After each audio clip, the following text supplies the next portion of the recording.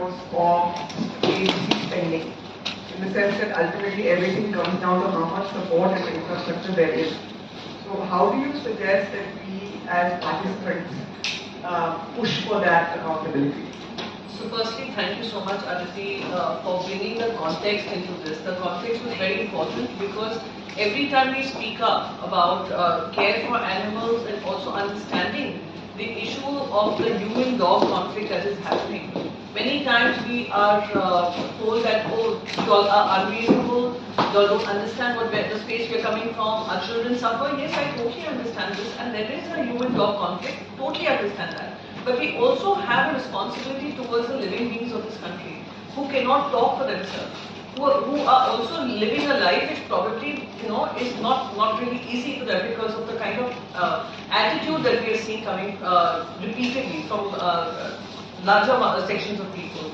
So implementation of this is very important. That is a given. Accountability from corporations. If you look at the budgets, even if the budgets are allocated, in terms of implementation, you don't see a public-private participation which is needed.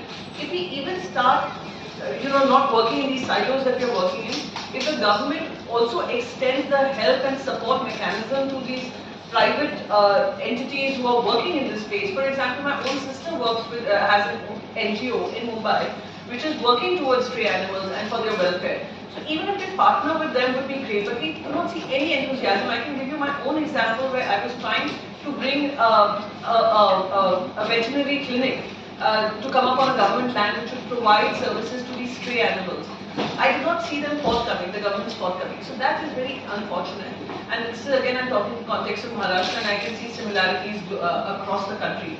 What we can do, we are sitting in the middle of a much publicized, much talked about AI summit. A lot of international figures are here. They are talking about economy, etc., data management, how do we get health sector better, how do we use it in education, how do we use it in health parameters, how do we use it in security parameters. Why not use use the AI tools to ensure effective management of the policies that are in place, how the state governments are following it. These tools could also help the state governments in implementation by identifying agencies that are already in place. I think allocating some amount of budget to tech use. Absolutely. And seeing how this accountability and outcomes become better, because that would definitely encourage implementation, accountability, and bring in transparency. Till we don't have this, we will continue to see policies which are not really defining the goals, not really identifying the issues, and creating this conflict even between people of the lovers and the haters. We need effective dialogue, we need effective mechanism. We are not in confrontation, we are in hope of consultation and being a part of addressing these issues that our living beings face and the challenges that come with it. So I'm a total data junkie. Unless the political will is not there, it's going to be very difficult to move anything forward. Because I think at the ground level, NGOs can basically show what works.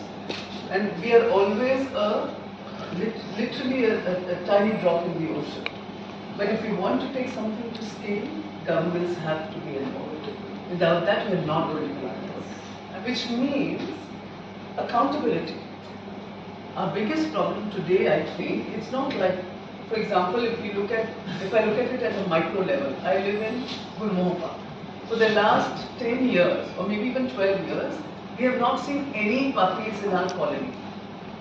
And the reason is a very strong ABC. So we know it works. But how do we ensure that this expands across the board? So it really becomes important for the government will to be there. I understand we are dealing with issues of corruption, lack of political will. However, I think there are ways to mitigate that. I think today, because of AI and because of our ability to get the kind of data which is available, we can change things around. So it's really important and for us to come together to work. If we do not join hands, we're not going to go anywhere. And I'm a great person and the believer of working across movements. Yeah. I don't think it can be the dog lover movements which are going to take it forward. Unless we join hands with people who are working in other movements, big changes will not happen. And we've seen change happen. We've seen it in certain governments. If you look at the Netherlands, is a great example. How did they do it? And they did a great job. Today you don't see any street dogs. It's not like they have thin shelters like in the US. People are actually adopting. So, and a very good program which restricts breeding. In our country today, veterinarians will not tell private people who have pets to sterilize the dogs. They just don't do it. So of course the street dogs are being sterilized, but what about the pet dogs? What about ensuring that vaccination is done even for pet dogs? So I think our government really needs to think very seriously on how they're going to accomplish these issues. I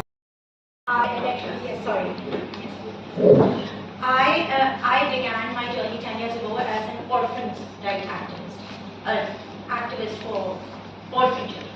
So, first of all, I would like to present that I'm not an animal welfare rights activist, I am a child activist. And the worst thing we can do for children in any society is to make a society cruel, is to make a society less empathetic. So to say that animal welfare is on opposing ends with orphan welfare or children welfare is fundamentally wrong. A person who is kind to animals is only a person who will be kind to children. If a person is not a kind person, they will not be kind to children. So to frame this issue as children versus dogs is absolutely the wrong framing of this issue. This issue is not children versus dogs. Nobody wants dogs on the street. I am a great animal lover. I have 18 dogs of my own. And I don't want a single dog on the street. The fact is that neither us nor those who are afraid of dogs are talking about having dogs on the street. The only thing we are differing on is the way to do this. What we are asking for is a scientific way, is a humane way, is the most effective way. We are not asking for kindness per se. It is just fundamentally right now that kindness is science. Kindness is the humane way. And kindness is the most effective way. Like she said, now we were talking about numbers. 54,000 crore rupees to be spent on something which will A, not solve the problem, B, create more problems. When there are larger pressing issues in the country. In the country we have right now 31 million orphan children. And that is a UNICEF number. India as a country has never counted its orphan children. हमारे देश में कभी अनाथों का कोई census नहीं हुआ, एक भी सेंसस नहीं हुआ, हमारे पास ऑफिशियल नंबर्स नहीं। आप यूनिसेफ की वेबसाइट पे जाइए तो हर कंट्री के ऑफिशियल नंबर्स आते हैं and UNICEF rights for India, UNICEF estimates 25 million, 31 million as the estimates go up. Out of these, our estimates, again we don't have an official number, is 1.68 crore children are on the street. Some of them are orphans, some of them are street children, there's obviously some overlap. But 1.68 crore children on the streets. 117 districts in the last RTI that I had put did not have a single orphanages. There are 117 जिले हमारे देश में जहाँ पे एक भी अनाथालय नहीं है. And यहाँ हम लोग बात कर रहे हैं 50,000 करोड़ रुपए खर्च करने की to shelter dogs, which is not going to solve the problem. Is that unfortunately there is no coordination amongst animal rights activists as well to have a unified body that can put its demands in front of the government. Unless and until there is a consortium of animal rights activists that can come in front of the government and present viable demands, there is no way for this situation to be solved at a citywide level, at a statewide level. Our Supreme Court is not equipped to handle this case. The Supreme Court does not have the technical expertise. The Supreme Court does not have the veterinary expertise. The Supreme Court also does not have the economic expertise. You said 54,000 crore rupees. 54,000 crore rupees is half the spending of BBG Ramji, which is our most expensive program. You would have to pay BBG Pashupatinath Ji to be able to fund the shelters that are currently being proposed by the Supreme Court. But unfortunately, when you go in front of the Supreme Court, when you go in front of a state government, when you go in front of a local government, it is various groups presenting non-unified demands. So unless there is a unified group that can go in front of the government showing political will, showing strength in numbers, showing the number of people who care about this cause, unfortunately this is not going to get the political will required. You said that there is a need to enforce this in low-income neighborhoods.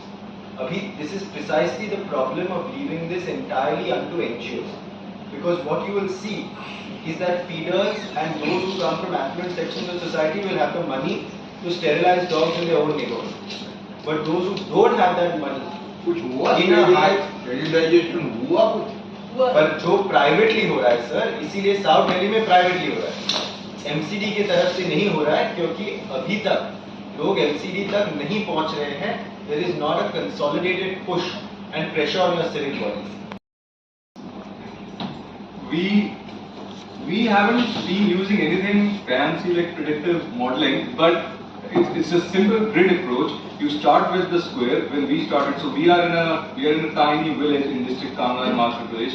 We started with the village, and then of course nature doesn't like vacuum. So when you have sterilized dogs, the population goes down, the neighboring dogs will move in. So then you start attacking the neighboring villages in a grid formation. So that's what we have been doing, and we have been very successful all the way from our little village to heart of the Kangra city. You see very few puppies.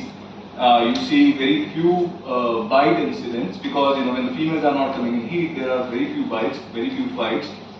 So and now using that scheme approach, this is a replicable, scalable model which can be extended to the whole district, to the whole state.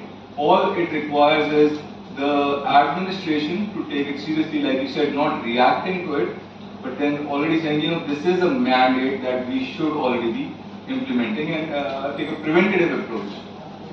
So, all dogs don't bite. And you have to understand the behavioral needs of a dog and the benefits of it. Now, a country like Brazil has just passed a legislation whereby any harm brought to dogs, it's worth imprisoning them for a period of 5 years. Anyone who shows violence towards animals. And it's laudable when we're talking of carbon credits and carbon footprints and blah blah blah, green and aware and all, that you don't think about awareness of dogs. That's the failure, because administratively municipal corporations have only taken steps to cull them and finish them. And they haven't done the requisite needs of sterilizing them and releasing them. And kindness and compassion is not something that you can compromise on. So like if I could ask you, जो भी social issue उठता है, हम खुद से solution इस तरह से ढूंढते हैं कि हमारी कनेक्टिविटी एडमिनिस्ट्रेशन के साथ है ही. जंगपुरा में हमने साल दर साल म्यूनिसिपैलिटी को इन्वॉल्व करने की कोशिश करते हैं. स्टरलाइजेशन उस प्रोसेस पे आरडब्ल्यूए को अकाउंटेबल बना देते हैं कि आप लोग अपना पैसा इकट्ठा करो और हमें दो. हजारों करोड़ रुपए का म्यूनिसिपैलिटी का बजट है, उसमें से थोड़े से बजट से स्टरलाइजेशन पॉसिबल है. जैसे पहले बताया कि कोविड के टाइम पे अगर 144 करोड़ लोगों को हैंडल करने की स्थिति थी देश में, तो क्यों नहीं कर सकते हम डॉग्स को स्टरलाइज. इसमें दिल्ली में 272 वार्ड्स हैं म्यूनिसिपैलिटी में. हर वार्ड में on an average 40 polling booth रहते हैं. हर पोलिंग बूथ पे 1500 लोग वोटर रहते हैं. तो मास लेवल पे अगर कुछ करने की जरूरत है ना, तो अवेयरनेस है. Let us evolve every RWA in the city onto one single platform, how to handle our day-to-day issues with the government. सरकार गार्डन मेंटेन नहीं कर पा रही. ये दिल्ली शहर है, जो मेरा घर पार्लियामेंट हाउस से 4 किलोमीटर दूर भी नहीं है, और सरकारी स्कूल्स की हालत मतलब रोना आ रहा था मेरे को कि बच्चे मैंने जब दिसंबर के महीने में जमीन पे बैठे हुए देखे. एक दरी तक नहीं अफोर्ड कर सकते 80 साल की आजादी को. क्या करें? इससे अच्छा तो अंग्रेज के गुलाम ही रहते हैं. एटलीस्ट लॉ एंड ऑर्डर तो फॉलो कर रहे थे. So as an RWA I am very much disappointed with the kind of administration we have built over a year, over all these years. तो हमको सबसे पहले लोगों को अवेयरनेस वाला जो इशू है उस पर टेकअप करने के लिए कोई ऐसा प्लेटफॉर्म बनाए कि सभी आरडब्ल्यूएस, आज की डेट में व्हाट्सएप दुनिया भर के कम्युनिकेशन के चैनल्स हैं. दिल्ली में सभी बड़े हॉस्पिटल, सफदरजंग, आरएमएल वगैरह, जहाँ पे रेबीज के इंजेक्शंस अवेलेबल हैं, ये भी अगर किसी को नहीं पता तो ये राजधानी, I am not talking Jharkhand के किसी आदिवासी। आप जौनपुर में रहते हो और मैं साउथ दिल्ली पे रहते हो, बसंत विहार हाउस का वहाँ पे कुछ बना है, कोई नहीं बना है क्या? वो लोग कुत्ता नहीं पाते, सारे कुत्ता पाल रहे। क्या बना है, मतलब मैं पूछना चाहूँ, क्या क्या क्या कहना चाह रहे हैं? कहना चाहते हैं आपके पास मान रहे हैं। तो अवेयरनेस, ईच वन का जो फॉर्मूला था ना, ऑन टू अवेयरनेस, अगर हम उस तरह से प्रोपोगेट करेंगे, हर एक आदमी दूसरे आदमी को एजुकेट कर सकता है, तो मास लेवल पे ये एजुकेशन भी जल्दी से पहुंच सकती है।